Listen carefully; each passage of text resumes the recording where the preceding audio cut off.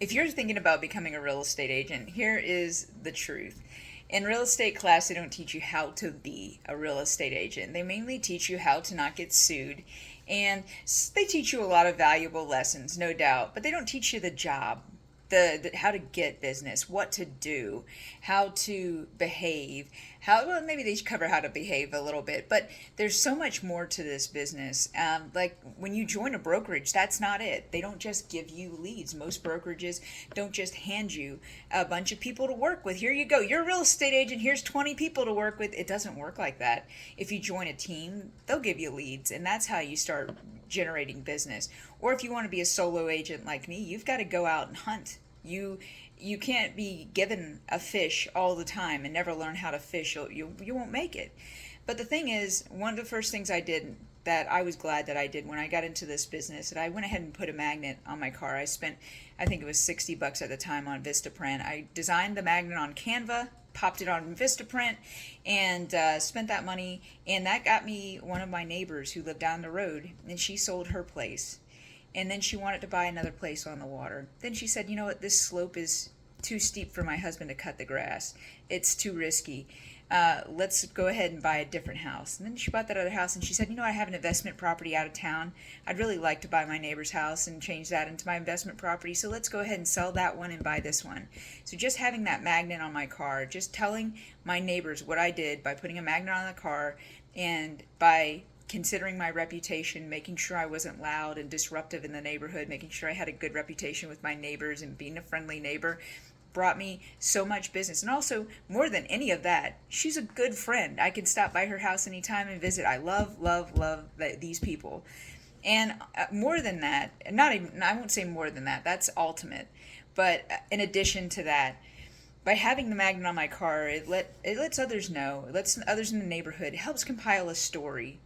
And what that story is, Sonja Rankin didn't exist. Sonja did not exist in this neighborhood, in this area. Now, hey, here's my postcards. Hey, I'm not only your neighbor, I'm your local real estate agent. Now they have that, my postcards. Then they see my car around. They say, okay, she's around. She's doing business. Then I get a deal for Sandy's place, and I've got a sign in the yard. Man, that's three things. It's creating a story that Sonja Rankin is everywhere. So put that magnet on your car first. Then if you have the funds, send the mailers. If you don't have the funds, go knocking on your neighbor's door. Let them know what you're doing. Be safe, be careful, and do those little things that generate your business. And you know what? I tell you what, I door knocked, and I'm the worst of it because I saved up money and I knew I could spend a little bit of money to send out postcards and do things like that. But the one of the things I did is one day I got the gall up to go knocking on doors, and I had a great day knocking on doors. I talked with three people seriously, and a couple of them just, hey, I'm your neighbor. I moved in maybe 3 months ago. I wanted to give you my business card and let you know I'm in the area if you ever need anything. Thank you so much. I'm not here to take up your day. Have a great one. And I popped on out of there, just simple and sweet.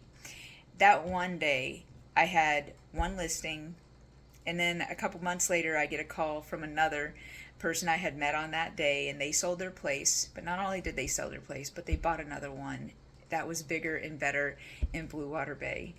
And then it was just amazing. One day of door knocking created so much business, and more than that, it helped me know my neighbors. It helped me get to, become familiarized, and that was the most impactful thing I've done. Now, if you're door knocking, you're like, hey, if you ever want to sell your house, they don't respond to that. Maybe they do. Maybe they do if they are considering it. But there's still one neighbor who is like, yeah, I might sell in a couple years, and I'll let you know. Two neighbors that day said that, and one neighbor did sell in a year, like she had said, and another one had sold, maybe a few months later.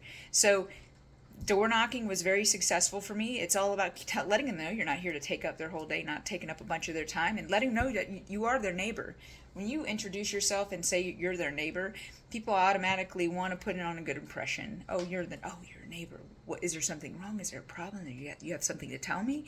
And then they'll usually give you the time of day. And if it's true, don't go knocking, 17 miles away and saying you're their neighbor. In this case, it was true. I was their neighbor.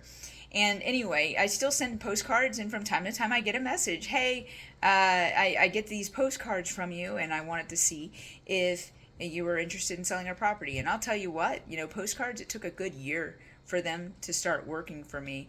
So you're going to have to spend some money. You don't send postcards once and expect a return and then quit them. You've got to consistently keep that going. And if you're going to door knock, it's best to consistently keep that going. If you're going to make phone calls, you're going to have to consistently keep that going. You can even look up statistics on, what works best for the real estate business. What are the marketing statistics? How many calls per converted lead? And you can find some really interesting statistics there, because it can help you see where is your time and money best spent. If you don't have money, you're going to have to spend time. And if you don't have time, you're likely going to have to spend money to keep people aware of who you are and what you do, to keep your name in their head. So that's my bit of advice for today. They don't always teach you everything you need to know in the real estate industry. And if you're new and you just got your license, the more you can work, even if you don't make a lot of money, even if you're helping a successful agent out, the more you're in the field working, everything is a lesson. The failures, the times you don't get that listing, the time your neighbor buys with somebody else, you know that, hey, I should have let them know I was a real estate agent. I should have let them know that I'm getting experience. I'm working. I should have dressed up every day, got in my car, even if I'm just going to Walmart, and given that impression that, hey, I'm a businesswoman, I'm a businessman, I'm a business person, and I'm doing things. So anyway, I hope this was helpful. I am Sonja Rankin with Rankin Helping Agents, and these are just some tips if you're thinking about getting in the business.